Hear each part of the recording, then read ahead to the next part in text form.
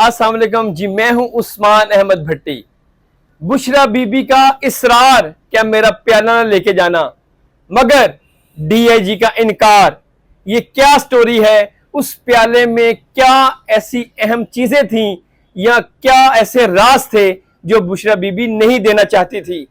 क्या वो अमल थे उस प्याले में जिसके जरिए इमरान खान को हुकूमत में लाया गया और इमरान खान के मुखालिफिन को जमीन पर बिछाया गया, लित्तर पड़वाए गए, मगर पुलिस ने कोई ना सुनी और बुशरा बीबी से वो प्याला और वो राख और वो तावीज खींच कर ले गए।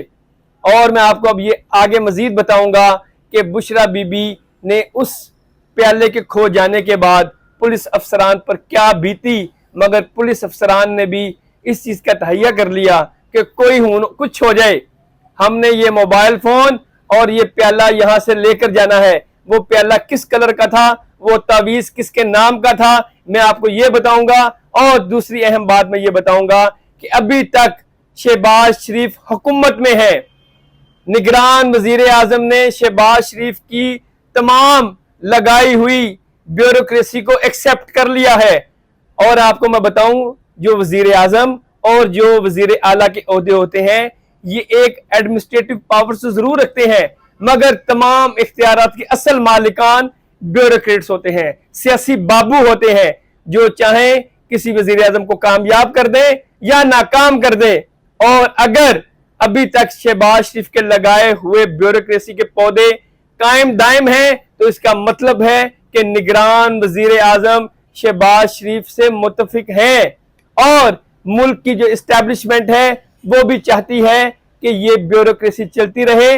और आने वाला वक्त जो है वो नून लीग का बहुत रोशन है। मैं आपको तीसरी अहम बात ये बताऊंगा कि अभी भी अदालत और जो इत्तेहादी गवर्नमेंट चली गई है उसकी कशमकश आपस में जारी है। कितने बिल जो है वो हुकूमत ने पास किए और जो सदर मुमलिकत है आरिफ अलवी, उन्होंने वो बिल रोक दिए, रद्द कर दिए, मुस्तरद कर दिए। इनकी क्या तफसीलात हैं कि उमर अता बंदयाल के पास टेबल पर कितनी फाइलें हैं, उन फाइलों को खोल दिया गया है।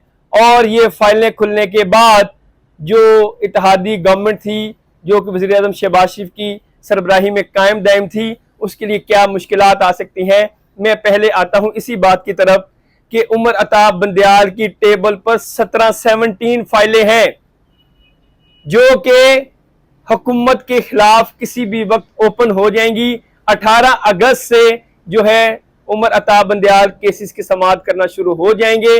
जाहिर है अभी उनकी रिटायरमेंट में 1 महीने का वक्त बाकी है। ये एक महीना जो है वो इत्तेहादी हुकूमत पर बहुत भारी होगा। अब हुकूमत जो जा चुकी है उसने अपने आप को किस तरह बचाना है और अदालत ने अपना डंडा जो बंदयाल कोर्ट है उन्होंने कैसे चलाना है। आपको बताऊं कि सदर आरिफ अलवी ने 13 बिलों को मुस्तरद कर दिया है।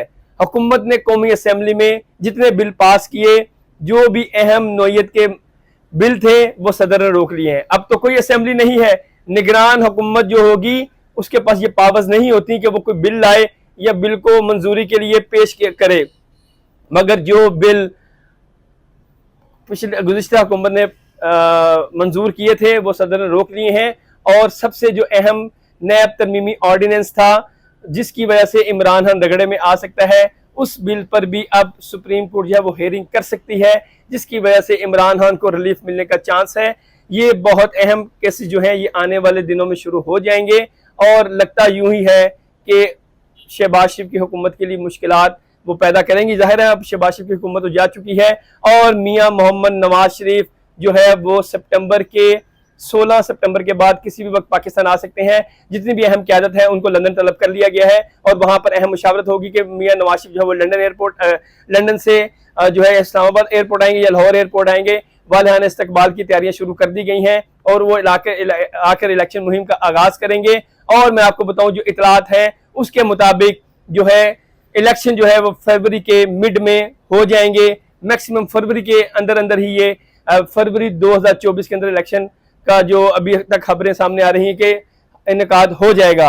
और तीसरी अहम बात मैं जो आपको बता रहा था कि ब्यूरोक्रेसी बहुत पावरफुल होती है। जितनी इस वक्त ब्यूरोक्रेसी शहबाज शरीफ ने अपनी हुकूमत में तैनात की थी, उनको कहीं नहीं हटाया जा रहा। जितने शहबाज शरीफ के साथ उनके अगर प्रिंसिपल सेक्रेटरी थे या जितने भी उनके सेक्रेटरीज लगाए हुए थे, वो अपने ओहदों पर कायम दायम रहेंगे। अमूमी तौर पर होता यह है कि जब भी कोई वज़ीर आज़म आए, मुंतखब वज़ीर आज़म आए या निगरान वज़ीर आज़म या निगरान वज़ीर आला, वो अपनी मर्जी की ब्यूरोक्रेसी तैनात करता है। मगर वो अपनी ये जो काकड़ साहब इस वक्त वज़ीर आज़म आए हैं, ये अपनी मर्जी की ब्यूरोक्रेसी नहीं तैनात कर रहे। ये उसी ब्यूरोक्रेसी के जरिए मुल्क को चलाएंगे जो कि शहबाज शरीफ के लगाई हुई थी। इसका मतलब है कि इस्टेब्लिशमेंट ने जो है इस वक्त गो अहेड दिया है नून लीग को कि आने वाला वक्त नून लीग का रोशन है। और जो पीटीए ज़ाहिर है इस वक्त मुश्किलात से दो चार हैं। इमरान खान साहब अंदर हैं, उनकी जो पार्टी के लोग हैं वो पार्टी छोड़ रहे हैं। मैं बीइंग अ जर्नलिस्ट तो हम जमहूरियत पर बिलीव करते हैं, मगर किसी भी अगर सियासतदान ने कोई करप्शन की हो, मिसकंडक्ट किया हो, नेग्लिजेंस की हो, गद्दारी की हो, जाहिर है इस हद तक तो उसके खिलाफ कोई केसेस चलने चाहिए। मगर सियासी इंतकाम का निशाना किसी को भी नहीं बनाना चाहिए। वो इमरान खान हो, वो शहबाज शरीफ की हुकूमत हो, वो नवाज शरीफ हो, वो आसिफ अली जरदारी हो, या कोई भी MQM हो या JUIF हो। तो अब इमरान खान साहब के खिलाफ जो केसेस बने हैं उनमें कानून नाफिज करने वाले इदारों का कहना है कि उनमें जान है। जैसे कि आज साइफर के मामले पर FIA ने मुकदमा दर्ज कर लिया है और इससे ये तासुर मिल रहा है कि आने वाला वक्त इमरान खान का बड़ा खौफनाक है।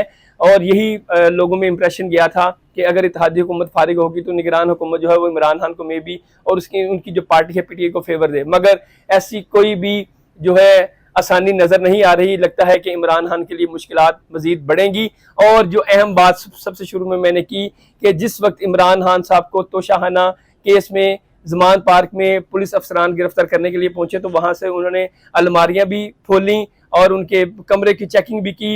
एक प्याला जो है वो बुशरा बीबी के बेड साइड टेबल पर था, तो वहां से वो प्याला जब उठाया तो बुशरा बीबी लड़ पड़ी कि ये प्याला ना उठाए। वो सिल्वर कलर का प्याला था और उसमें राख थी, तावीज था।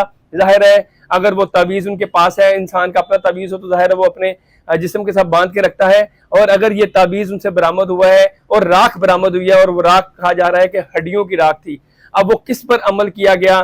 जाहिर है अमल इस वक्त तो जो हो रहा है, इनको या तो ज्यादा गुस्सा PTI को मौजूदा चीफ ऑफ आर्मी स्टाफ पर है या इत्तेहादी हुकूमत पर था। अब ये किसके खिलाफ जो है वो अमल किया गया, ये तो अब आने वाला वक्त ही बताएगा। और सबसे जो अहम बात है, ये मालूम कैसे हो सकेगा जो मोबाइल फोन वहां कमरे से बरामद हुए हैं इमरान खान साहब के और बुशरा बीबी के, उनको फोरेंसिक के लिए भेज दिया गया है और उनमें तमाम डिटेल सामने आ जाएगी कि ये किससे राब्ते में थे, क्या क्या गुफ्तगू होती थी। जाहिर है लेटेस्ट टेक्नोलॉजी है, तमाम चीज़ें सामने आ जाती हैं।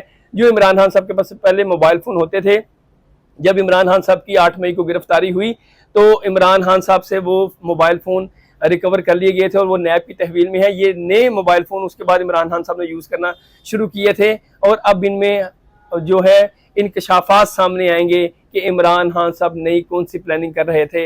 इसलिए जो दीगर सियासी जमातें हैं उनका ये कहना है कि इमरान खान साहब की जितनी प्लानिंग थी वो एंटी इस्टेब्लिशमेंट और एंटी पाकिस्तान थी। अब दूसरी सियासी जमातें तो इल्ज़ाम लगाती हैं, मगर जाहिर है जब तक हक़ाइक़ सामने नहीं आएंगे तो इस बारे में कुछ भी कहना कबल अज़ वक्त है।